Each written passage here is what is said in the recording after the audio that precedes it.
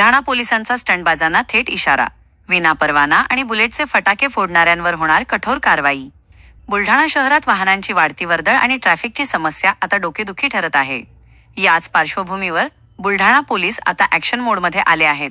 विना हेल्मेट, विना परवाना आणि विशेषतः बुलेटच्या सायलेन्सरमधून फटाके फोडणाऱ्या स्टंटबाजांना पोलीस निरीक्षक संग्राम पाटील यांनी थेट इशारा दिला आहे. शहरातील वाढत्या लोकसंख्येनुसार वाहतूक विस्कळीत होत आहे. ट्रिपल सीट फिरणे, हेल्मेट न वापरणे आणि कागदपत्रे सोबत न ठेवणे यावर आता पोलिसांची करडी नजर असेल. अनेक तरुण आपल्या बुलेटचे सायलेन्सर बदलून शहरात मोठ्या आवाजात फटाके फोडत फिरतात. अशा गाड्या आता थेट जप्त केल्या जातील आणि चालकासह मालकावरही कडक कायदेशीर कारवाई केली जाईल. शहरात ठिकठिकाणी नाकाबंदी आणि अचानक चेकिंग मोहीम राबवली जाणार आहे. त्यामुळे दंड भरण्यापेक्षा नियम पाळणेच हिताचे ठरेल. बुलढाणा शहराची वाढती लोकसंख्या आणि वाढते वाहनांचे प्रमाण पाहता बुलढाणा शहरामध्ये ट्रॅफिकची मोठ्या प्रमाणात समस्या तयार होत आहे.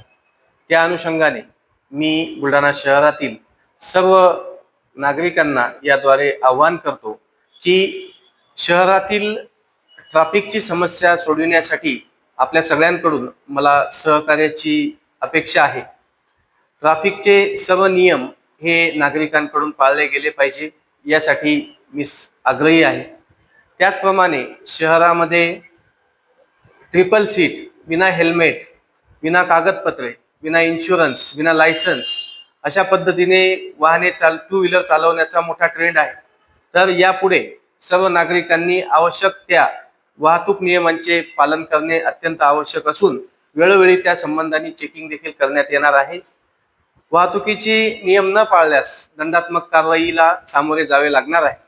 तसेच या बुलढाणा शहरात एक समस्या वाहतुकी संबंधीची आहे की मोठ्या प्रमाणामध्ये बुलेट हे सायलेन्सर काढलेल्या अवस्थेत मोठ्याने आवाज करणाऱ्या, फटाके फोडणाऱ्या या फिरवल्या जातात.